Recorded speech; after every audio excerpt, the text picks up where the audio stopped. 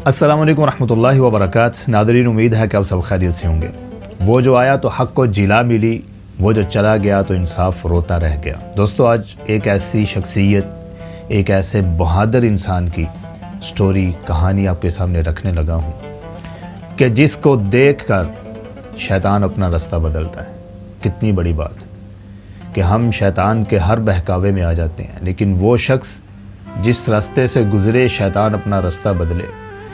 उसने जब इस्लाम कबूल किया तो इस्लाम पहली मर्तबा खुलकर बग़ैर किसी खौफ के ज़ाहिर हुआ। कहने लगे रसूलुल्लाह सल्लल्लाहु अलैहि वसल्लम से, या रसूलल्लाह, क्या हम हक़ पर नहीं? फरमाया, क्यों नहीं? तो कहा, फिर छुप छुप कर इबादत क्यों की जाती है? आओ चलते हैं, हम सरेआम खुलकर बैतुल्लाह के अंदर इबादत करते हैं। फिर इबादत हुई, किसी की जुर्रत ना हुई कि कोई करीब आ फटके। वो उमर के जिसका नाम सुनकर कैसर व किसरा के तख्त कांपने लगते थे, दीवारें हिल जाती थी। वो एक ईंट को लेकर अपने आराम को सुकून से आराम दे लेता था, लेकिन उसका नाम सुनकर कैसर व किसरा के ईवान हिल जाते थे। उमर फ़ारूक रज़ी अल्लाहु अन्हु, जो कि बहादुरी की एक अलामत, अदल का पैकर और हिकमत का वो बेहतरीन नमूना थे, जिनको आज हमने भुलाया, हमारी नस्लों ने भुलाया। और उनका अदल, उनकी मसावात जिस कदर ज़माने के लिए मशहूर, मारूफ़ और एक तारीख़ है, आज तक उसकी कोई मिसाल नहीं मिल सकी। उमर फ़ारूक रज़ी अल्लाहु अन्हु खलीफ़ा सानी, खलीफ़ा दोम, रसूलुल्लाह सल्लल्लाहु अलैहि वसल्लम ने जिनके बारे में ये हुक्म दिया, ये हदीस जारी की, ये कौल बयान किया कि अगर मेरे बाद कोई नबी होता लकाना उमर, तो वो उमर रज़ी अल्लाहु अन्हु नबी होते। इस कदर उनके अंदर खुसूसियात, खूबियाँ और हिकमतें मौजूद थीं कि नबूवत के लिए भी रसूलुल्लाह सल्लल्लाहु अलैहि वसल्लम के बाद अगर कोई मुंतखब होता तो वो हज़रत उमर फ़ारूक रज़ी अल्लाहु अन्हु मुंतखब होते। तो क्यों ना हम अपने इस हीरो को समझने की कोशिश करें?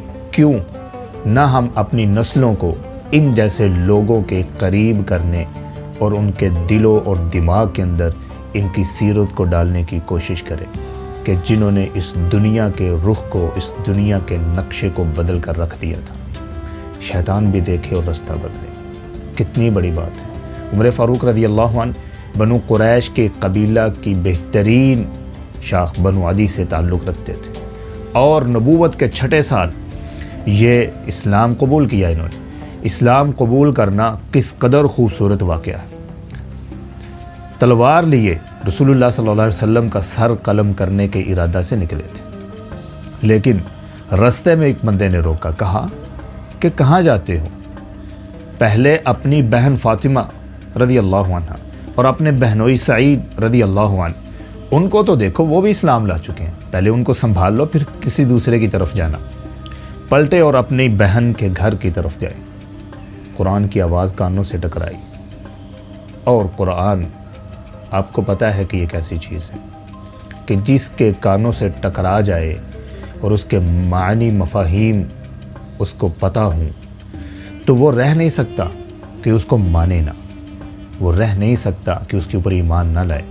तो उमर फ़ारूक रज़ी अल्लाहु अन्हु जब उनके कानों से कुरान के अल्फाज टकराए तो कहने लगे कि मुझे भी कलमा पढ़ाया जाए। सुभान अल्लाह। अपने कलमा पढ़ने की इरादत से वही उमर जो पहले तलवार लिए आप सल्लल्लाहु अलैहि वसल्लम का सर कलम करने के लिए बेताब थे, कुरान सुनने के बाद वही उमर रज़ी अल्लाहु अन्हु कलमा पढ़ने के लिए बेताब भागे दार अरकम की तरफ। रसूलुल्लाह सल्लल्लाहु अलैहि वसल्लम से जाकर फरमाया कि मैं कलमा पढ़ना चाहता हूँ, इस्लाम लाना चाहता हूँ। कलमा पढ़ा और इस्लाम ले आए। उसके बाद इस्लाम को जो ताकत मिली वो तारीख़ ने अपनी आँखों से देखी। उमर फ़ारूक रज़ी अल्लाहु अन्हु के अदल को, मुसावात को जैसे उन्होंने कायम किया, रातों को गश्त करते और गश्त करते हुए अपने हाथों से बच्चों के लिए सामान भी ढोते। एक औरत को देखा कि वो हंडिया चढ़ाए हुए है और हंडिया के अंदर पत्थर पक रहे। पूछा कि ये क्या मामला है? कहने लगी खाने के लिए राशन नहीं है, बच्चों को बहला रही। तो फ़ौरन से गए اور بیت المال سے راشن اٹھایا اور اٹھا کر جانے لگے تو ایک شخص نے کہا کہ امیر المومنین مجھے دیجیے، میں اٹھا لیتا ہوں۔ کہنے لگے کہ قیامت کے دن ان بچوں کا بوجھ میری جگہ پر تم اٹھا لو گے؟ نہیں اٹھاؤ گے۔ وہ بوجھ اگر تم نہیں اٹھا سکتے تو یہ بوجھ بھی تم نہیں اٹھاؤ گے، میں خود لے کر جاؤں گا۔ وہ خود راشن لے کر گئے، ان بچوں کی ماں تک پہنچایا، اور کہتے ہیں کہ اگر دریائے فرات کے کنارے پر ایک بکری بھی بھوکی مر جائے تو اس کا ذمہ دار عمر ہوگا رضی اللہ عنہ۔ کس قدر اپنی ذمہ داری کو نبھایا۔ وہ عدل کا پیکر، وہ حکمت کا نمونہ، وہ بہادری کی علامت حضرت عمر فاروق رضی اللہ عنہ جب اس دنیا سے گئے تو وہ بھی کیسے گئے۔ وہ حکمت کا نمونہ، وہ عدل کا پیکر، وہ بہادری کی علامت حضرت عمر فاروق رضی اللہ عنہ۔ ان کے بیٹے عبداللہ بیان کرتے ہیں کہ جب بھی وہ گھر میں داخل ہوتے کانا اذا دخل البیت، عمر فاروق رضی اللہ عنہ جب گھر میں داخل ہوتے تو کیا کرتے؟ نشر المصحف قرأ فی، قرآن مجید کو کھولتے اور اس کو پڑھتے تھے۔ کیا یہ باتیں ہم اپنے ان حقیقی ہیروز سے سیکھ کر خود نہیں سیکھتے، اپنی نسلوں کو نہیں سکھاتے؟ کیوں آج ہم مادیت پرستی کا شکار ہو چکے ہیں؟ حضرت عمر فاروق رضی اللہ عنہ وہ بڑا بہادر لیڈر جس کے دور میں عراق، ایران، مصر، شام اور بیت المقدس بھی جو آج یہودیوں کے شکنجے کے اندر موجود ہیں، خود گئے بیت المقدس کے معاہدے کے اوپر دستخط کیے اور آپ کی قمیض کو پیوند لگے تھے۔ پھٹی ہوئی قمیض پہن کر امیر المومنین گئے اور بیت المقدس کی چابیاں لے کر واپس آ گئے۔ آج ہمارے پاس کیا کچھ نہیں ہے؟ ٹیکنالوجی ہے، دولت ہے، ڈالرز ہیں، پاؤنڈز ہیں، کیا کچھ معدنی قدرت کے وسائل نہیں ہیں، لیکن پھر بھی بیت المقدس فلسطین کو ڈوبتا ہوا اپنی آنکھوں سے دیکھ کر ہم خاموش ہیں۔ عمر فاروق کو کیوں نہیں ہم پڑھتے؟ کیوں نہیں ہم اپنی نسلوں کو پڑھاتے؟